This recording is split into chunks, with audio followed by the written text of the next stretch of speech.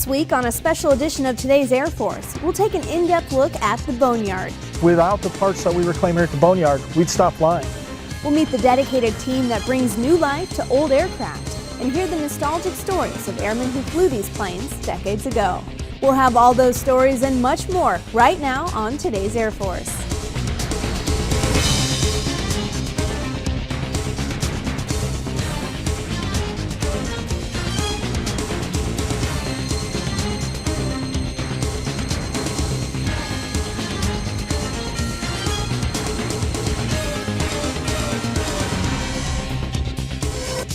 Hello and welcome to a special edition of Today's Air Force. I'm your host, Staff Sergeant Shannon Ofiara.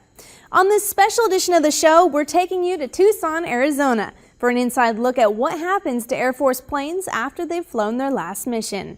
Recycling is not a new concept for the Air Force. In fact, we've been doing it throughout our history. And getting new life out of old aircraft is the main purpose of the Aerospace Maintenance and Regeneration Group at Davis-Monthan Air Force Base. Seen from the air, this sprawling 2,600-acre facility is filled with rows of neatly arranged aircraft, many which look almost ready for takeoff. But on the ground, it's a different story. With all sorts of planes in various stages of disassembly, many of them several decades old, it's easy to see how this place got the nickname that most people know it as, the Boneyard. Tech Sergeant Nicholas Kurtz explains how the program got its start.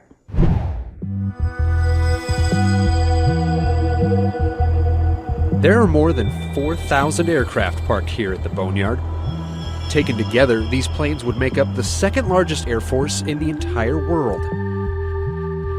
But most of these planes will never fly again. They're here to serve a different purpose.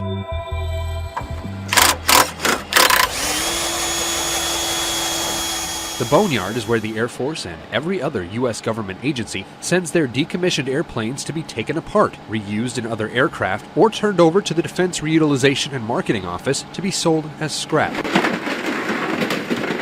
The reclamation process at AMARG is able to extract the very last tax dollars from these aircraft after they've reached the end of their useful operational lives. It's a mission that's been helping save taxpayers money since the end of World War II. Shortly after the Second World War, there were huge quantities of surplus aircraft scattered all over the world.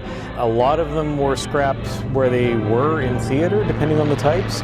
Other airframes were identified as having value for potential future use, or there just wasn't enough capacity in the overseas theaters to dispose of them as required. So a lot of them were ferried back here. In particular to Arizona, a lot of B-17s, B-24s, and B-25s were all located here. And the 50s was kind of a unique golden age of jet flight and propeller flight. There was an enormous diversity of aircraft being used by the Air Force, some more successfully than others. So a lot of them were rapidly outclassed and made obsolete. So, entire production runs of aircraft were brought here for reclamation, like F-84s, B-36s, whereas others were brought here for storage and regeneration. A lot of B-29s were stored here after World War II, and they were pressed back into service for Korea. So up until the early 60s, AMARC was principally an Air Force facility. The Navy and the Marine Corps maintained their own facility up outside Phoenix at Litchfield Park. But that was closed up, I think, in 1962, and all those assets transferred down here. So since that time, this has been the complete storage facility for government aircraft. So you find NASA aircraft over there, you find Coast Guard aircraft, Border Patrol, Navy, Marine, Reserve units, training units. We have a lot of unique airframes here, a lot of one-of-a-kinds or few-of-a-kinds. Behind us here, there's a B-36 Peacemaker. It's special. It is the last production one ever built by Convair.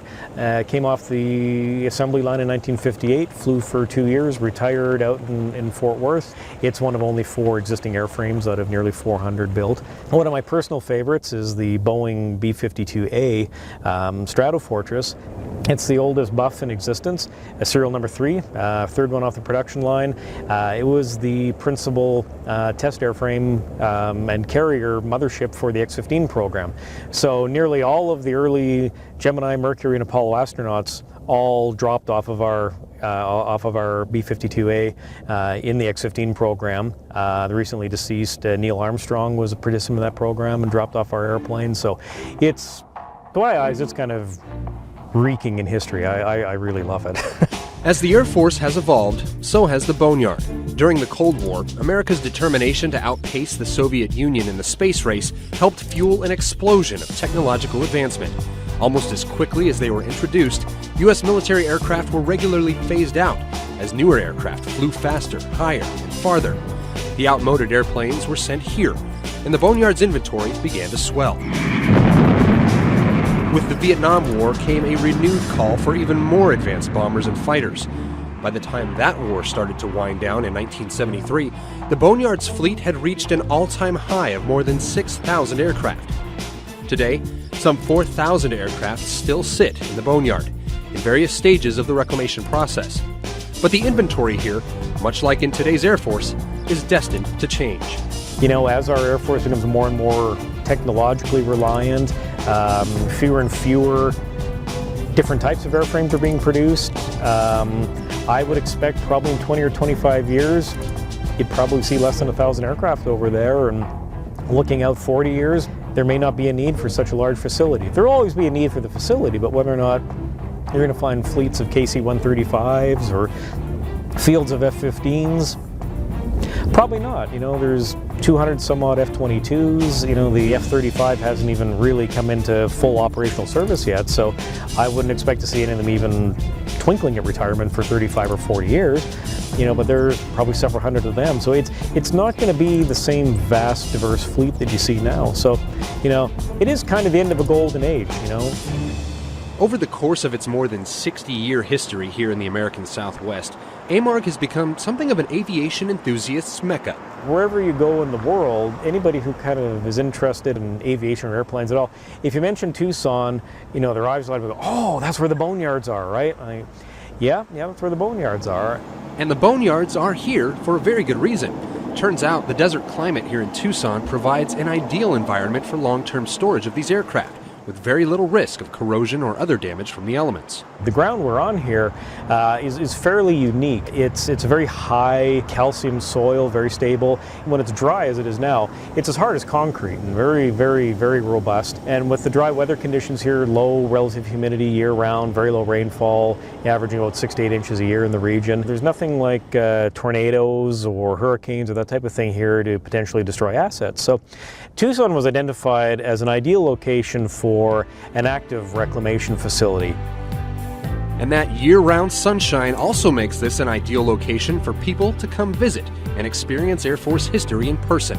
Normally, when someone wants to get a good look at some military aircraft, they have to do it through binoculars. But here at the Boneyard, you can get up close and personal with everything from fighters, bombers, tankers, lifters, just about everything the Air Force has flown in the last half-century. Our visitors almost universally enjoy the sense of adventure they feel coming out here in the desert to look at airplanes.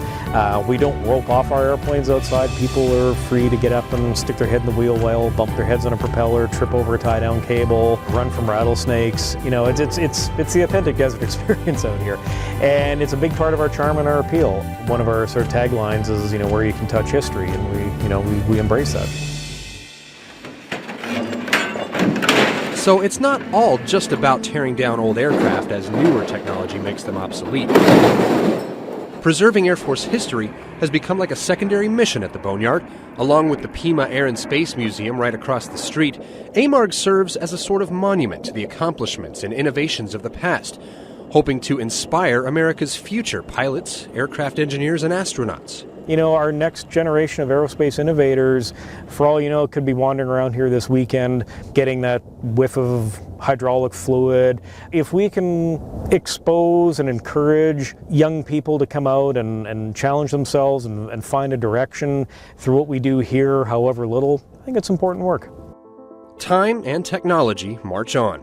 The Boneyard will continue in its mission, taking custody of outdated aircraft, salvaging and reusing every part possible.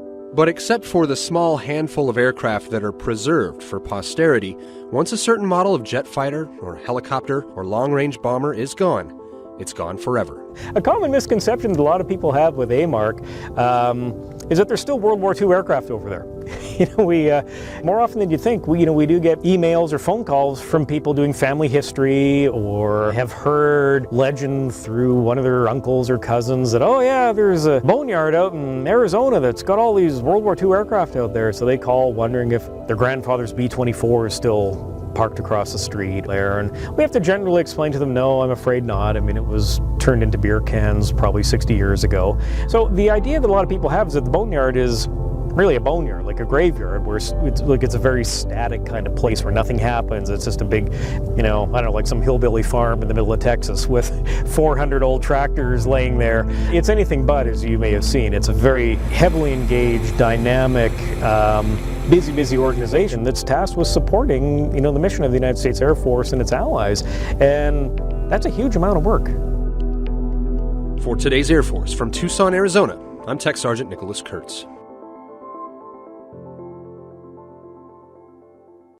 Every year, the AMARG team reclaims hundreds of millions of dollars worth of parts to support global warfighting operations. The Boneyard is one of the most cost-effective programs in the entire federal government. For every $1 spent on performing the mission at AMARG, the combination of parts reclaimed and aircraft decommissioned results in nearly $11 being returned to the Treasury, an annual return on taxpayer investment of more than $1 billion.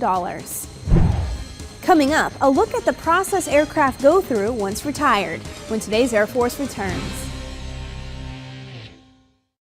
I don't know what it's like. I don't know what it's like to be in a war. I don't know what it's like. I don't know what it's like to be shot at. To be put in harm's way. Put my life on the line. I don't know what it's like. But I do know no one comes back the same. No matter how tough you are, how brave, how patriotic. anybody can get hurt. And not just physically hurt. If you're a service member or in a military family and you're feeling hopeless, you're not alone. Please call this number. It's confidential and free. Your family needs you. We need you. Thank you for your service.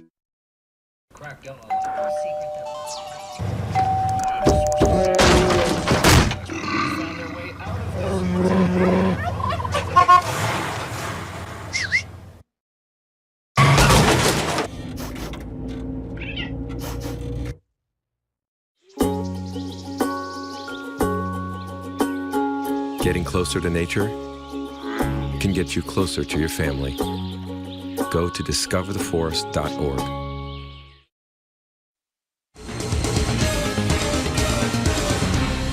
Welcome back to this special edition of Today's Air Force. So far, we've shared a little bit about the Boneyard, its history, and its importance today to Air Force missions worldwide. Now we'll take a look at what happens to aircraft once they make that final landing at the Boneyard, and how some get a second chance. Here's the story.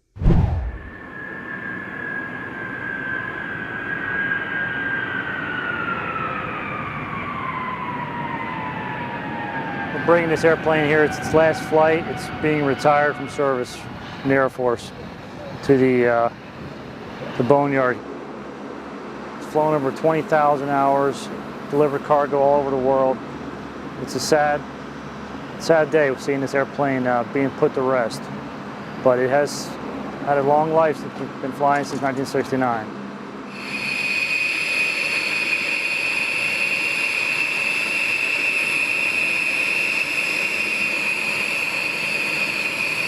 What we came here to do is deliver this two-ship of B-1s to the AMARG. We're sad to see them go. They've been great workhorses, but it's time to put them to sleep. And so we flew in here from Dyess Air Force Base, the 9th Bomb Squadron. We're sad to see her go. She's been a great asset and really good at helping us defend our nation.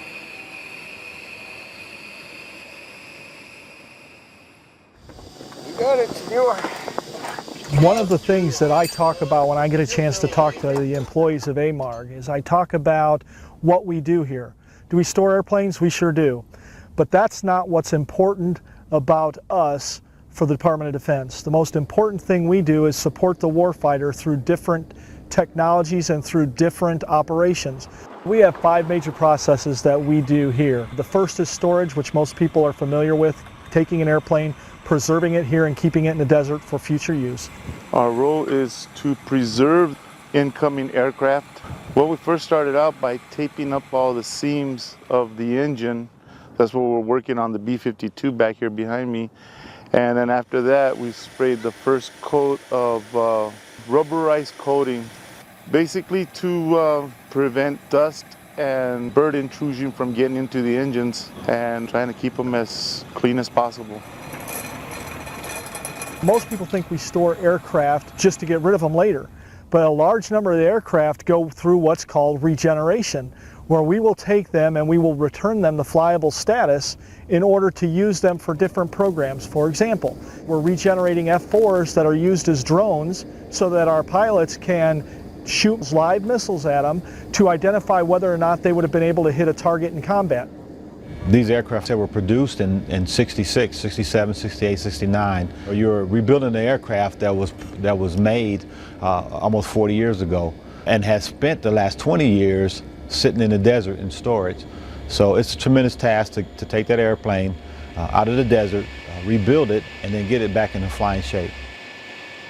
At least 40% of what we use to regenerate this aircraft will come from another F-4 that's sitting out in the desert. Each and every day we reclaim about 50 parts off of the aircraft here and send them to keep the aircraft fleet that they have right now current and flying. We have tons of great parts out here and no sense in letting them go to waste. So 90% of the stuff we pull is just as good as anything as a brand new part. It's just dirty. There's very few parts that I've pulled since I've been out here that were deemed bad. There is a savings of dollars when we reclaim parts from here at the boneyard, but that's not actually the biggest benefit. The biggest benefit is the largest number of parts we reclaim cannot be bought. There we go, and that's our job in a nutshell. And therefore, if without the parts that we reclaim here at the boneyard, we'd stop flying. So it's not as much about money, it's about mission. And the mission would stop if we stop reclaiming parts from here. Yep, that's it. Yep. For the most part, we just pull parts and send them in all day, you know, one after another. It's a great job.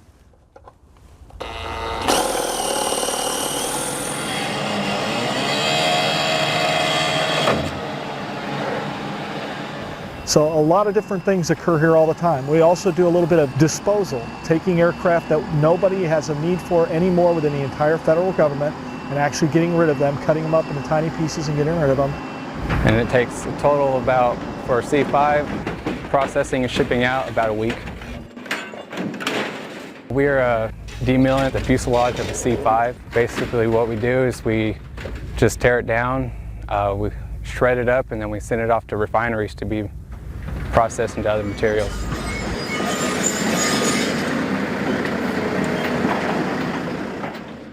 I can see we're driving down the road and some of the aircraft and missing wings and missing the canopy. They think, yeah, it's a junkyard or the boneyard. Yeah, but they don't realize that missing wing might be flying in another aircraft. That missing cockpit window could be in another aircraft.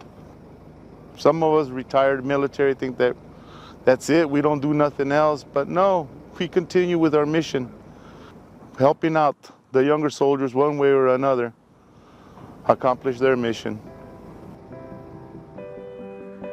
And now let's take a look at some unique imagery from the boneyard.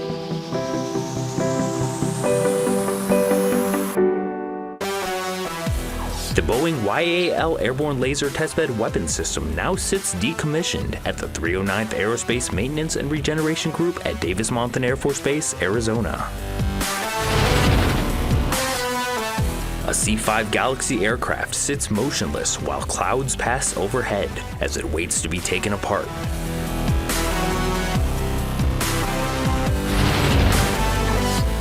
Rows of F-15 Eagles and F-16 Fighting Falcons are stored and preserved. This allows them to be recalled into active service within 72 hours if needed. The F-4 Phantom II, which served as a principal air superiority fighter for the Air Force for over 20 years, has been a resident of the boneyard since 1996. And that's Photos from the Boneyard. I'm Staff Sergeant Michael Brady. Coming up, we'll meet airmen who flew these aircraft and their special connection with the boneyard when today's Air Force returns.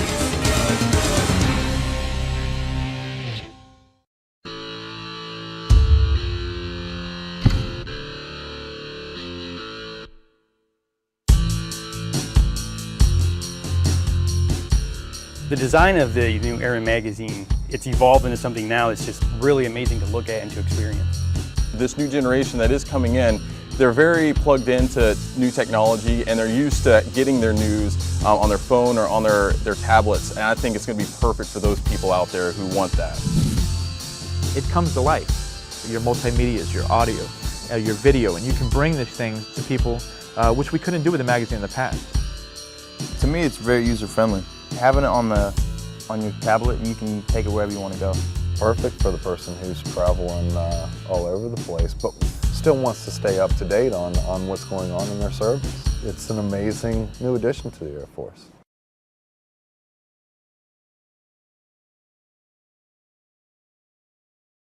Environmental management systems empower pollution prevention. They empower us to know what is disposable and what is reusable. To rethink what we already do, but with a renewed purpose.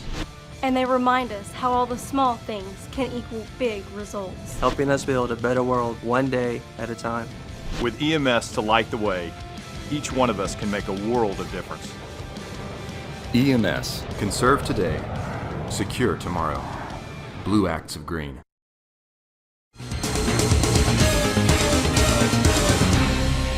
Welcome back to today's Air Force.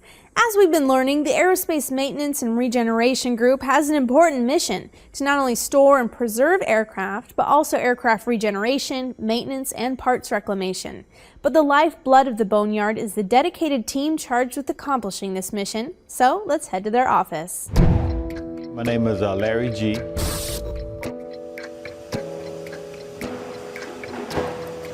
Right now you're in the F4. A drone production hangar. A drone is an unmanned aircraft that is flown by a man on the ground by way of radar and radio signals.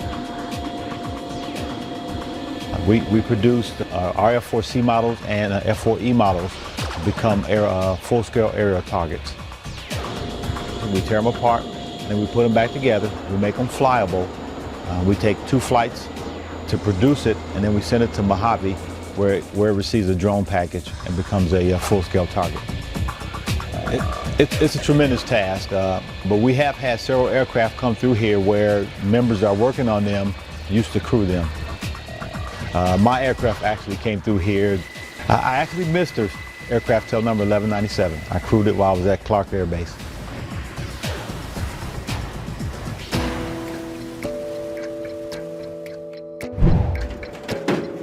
About 5,000 planes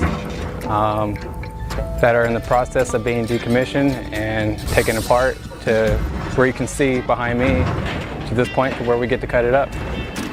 We're demilling the fuselage of a C-5. Basically what we do is we just tear it down, shred it up, and then we send it off to refineries to be processed into other materials.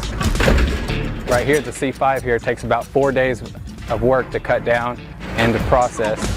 Just what we do is we shred it down and then we just ship it to refineries. And I just cut it into areas that I feel like it would be easiest for me to handle. I just break it.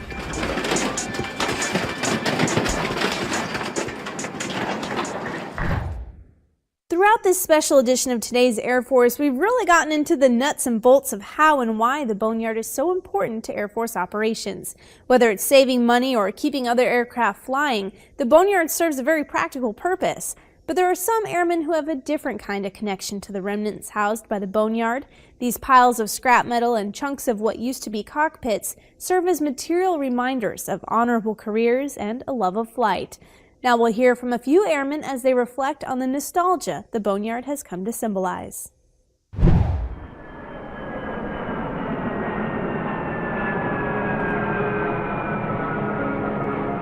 From the outside it's ugly, and from the inside it's absolutely beautiful.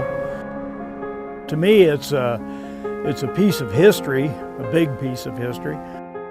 The times that we've had with the airplanes and the time in the military are probably the peak of intensity.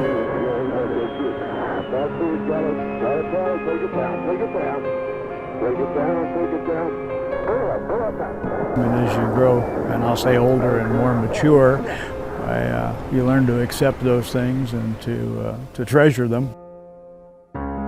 As you look around, you see there are not many lights. All you have is the stars and the ghosts and the shadows of these airplanes out here. I like to think of some of them as having real lives, because if you could get the airplane to tell you the whole story, all the adventures that it was on, all the times that it performed its mission, and maybe the various pilots that flew the airplane, you'd have a real book that would be interesting.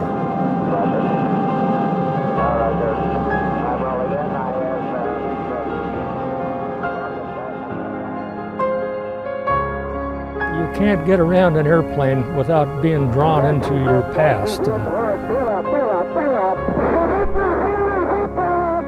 Mostly remembering what happened to you, either while you're getting shot at or just trying to learn how to fly an airplane. It stays with you when you see it again. You remember the people, you get a little sad, but you know, pilots all go west someday.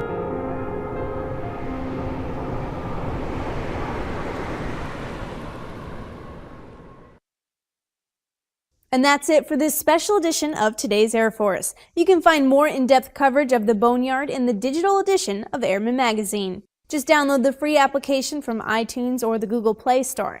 For all of us here at the Air Force Broadcasting Service at Fort Meade, Maryland, I'm Staff Sergeant Shannon O'Fiara. Thanks for watching.